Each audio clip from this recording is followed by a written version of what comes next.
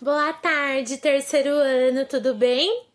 Bom, tô aqui para lembrar vocês que amanhã começa mais uma semana de provas, tá?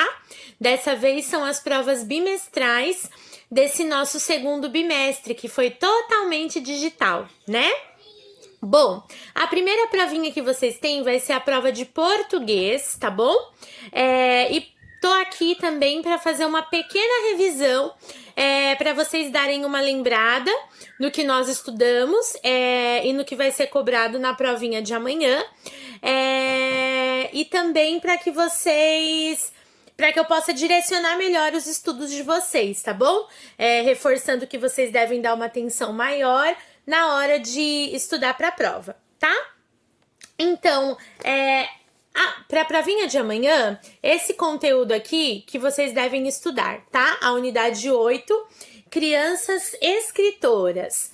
Então, nós vimos, né, por meio desta reportagem aqui, ó, uma ideia na cabeça, um livro na mão, que uma reportagem é um tipo de texto onde tudo que é dito ali é verdade, aconteceu realmente, tá? Diferente do que acontece num conto de fadas, numa poesia, que são textos onde alguns acontecimentos podem ser inventados. Então, numa reportagem, tudo que tá ali aconteceu de verdade, tá? Esse texto é muito importante na preparação de vocês para a prova, que vocês se apropriem desse texto. O que é se apropriar? Peguem ele para vocês, tomem conta desse texto, tá? Porque ele vai ser a base para nossa avaliação e também é uma base para vocês aprenderem como se faz uma interpretação de texto. Então, desde o começo do ano, nós temos visto várias etapas que auxiliam na hora de interpretar um texto, tá? Dessa vez, nós vimos como a numeração dos parágrafos torna esse processo de interpretação mais simplificado e mais gostoso na hora da gente estudar sobre o texto e responder questões sobre ele, tá bom? Então, eu sugiro que vocês leiam esse texto várias vezes e, como eu disse, se apropriem dele. Até porque, como eu já falei várias vezes, mas faço questão de repetir, na hora que nós vamos fazer uma interpretação de texto, nunca as respostas vão ser achadas logo de cara. Então, por isso, quanto mais vocês lerem o texto antes da prova, mais facilidade vocês vão ter na hora de resolver as questões, porque vocês já vão ter criado uma intimidade com aquele texto. Então, as ideias já vão estar um pouco mais claras na cabeça de vocês, tá bom?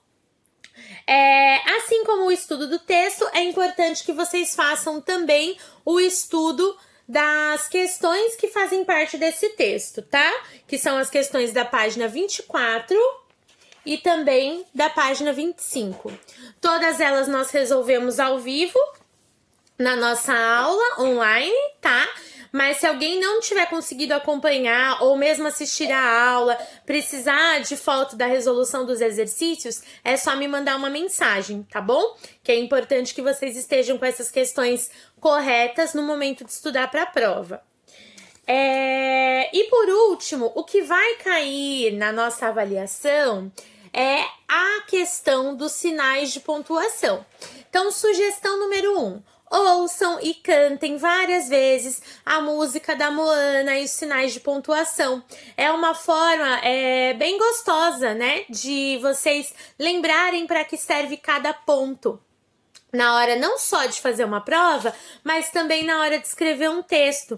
E isso não só para amanhã, não só para o terceiro ano, mas também para a vida toda de vocês, tá bom? Então, só relembrando alguns sinais de pontuação que nós estudamos e para que eles servem, tá? Então, o ponto final, que serve para encerrar todas as nossas frases. O ponto de exclamação, que eu utilizo numa frase que se chama frase exclamativa. Por que que é uma frase exclamativa? Porque além de ser encerrada com o ponto de exclamação, ela vai exprimir uma emoção muito grande, como eu já falei outra vez na aula para vocês. Essa emoção pode ser uma alegria muito grande, um medo, um susto, raiva, qualquer emoção muito forte. Como que eu transmito essa emoção na hora que eu estou escrevendo uma frase?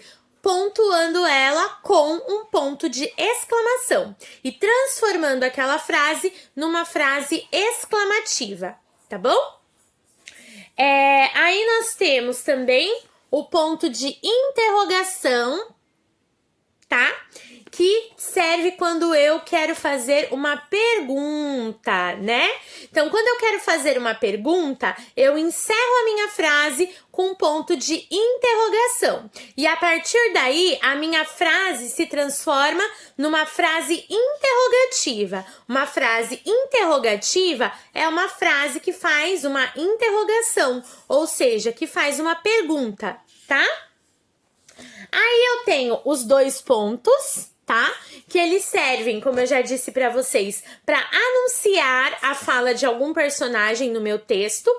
E também pode servir quando eu vou começar a fazer uma lista em forma de tópicos. O que são tópicos? Uma informação embaixo da outra, né?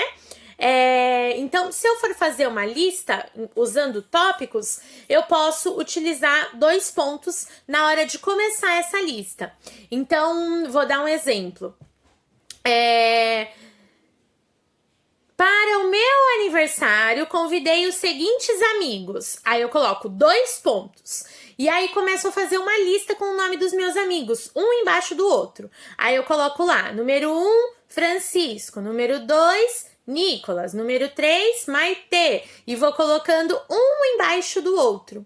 Então, primeiro eu coloquei lá na minha frase. Para o meu aniversário, convidei os seguintes amigos. Dois pontos. E aí começo a colocar o nome de um embaixo do outro.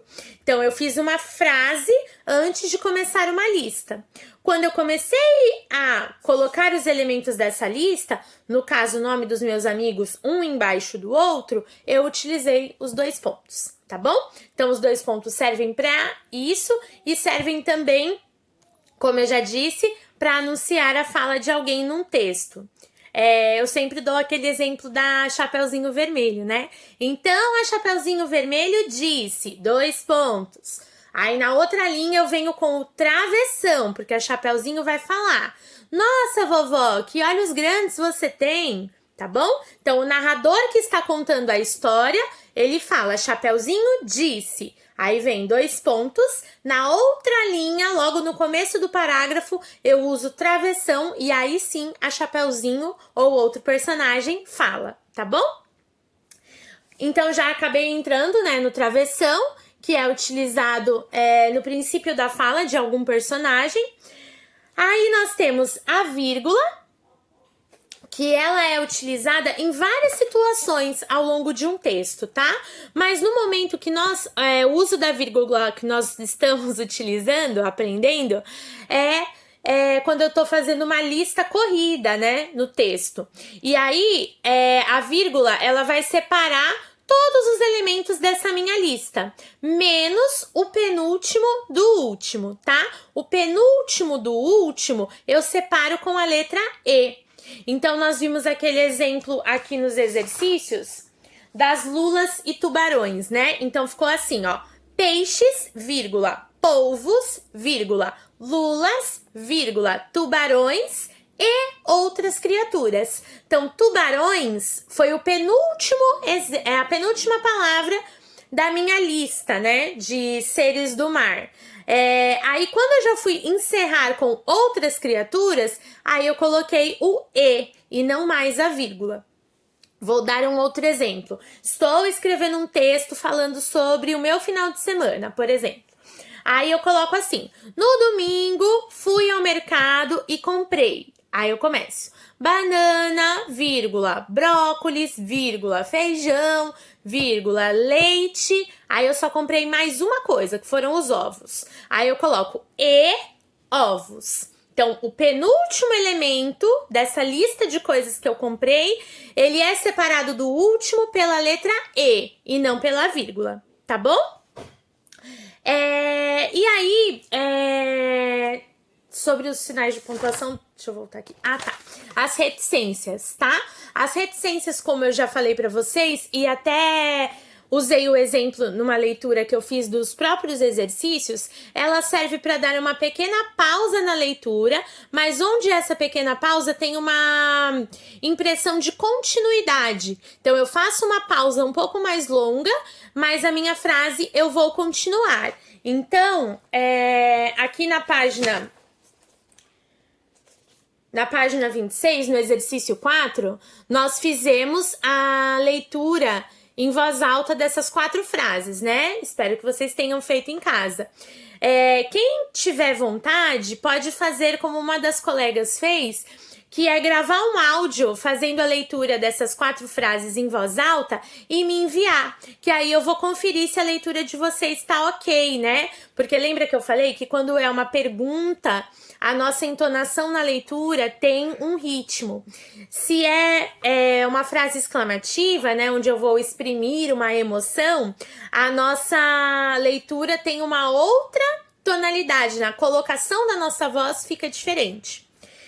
E aí eu vou fazer, para ilustrar essa questão das reticências, a leitura da frase D, que vai ficar assim: a internet é um bom caminho para virar escritor. Então, eu faço aquela pausa mais demorada na leitura e aí eu continuo. As reticências servem também para isso, tá bom? No roteiro de prova de vocês, estava para vocês estudarem até a página 27.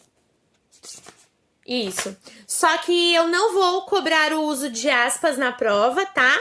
Então, não precisa estudar essa parte sobre as aspas, porque não deu tempo da gente chegar lá nas aulas digitais. Então, nós vamos só até esses sinais de pontuação da tabelinha. Mas, é lógico que eu vou dar mais ênfase ao que nós estudamos mais. Ponto final, vírgula, 2 pontos, travessão, ponto de exclamação e ponto de interrogação, tá bom? Bons estudos, contem comigo para tirar as dúvidas de vocês, se vocês precisarem, tá bom? Amanhã, segunda-feira, vocês têm a provinha de português, aula de artes, Matfic, tá bom? E aí eu mando a revisão da prova de terça-feira, que vai ser de ciências. Então, amanhã eu mando um vídeo de revisão. Vou estar disponível no momento da prova, no WhatsApp, se vocês tiverem alguma dúvida, né, quanto ao funcionamento da prova, a compreensão de alguma questão, vocês podem me chamar, com certeza eu vou ter prazer em ajudar.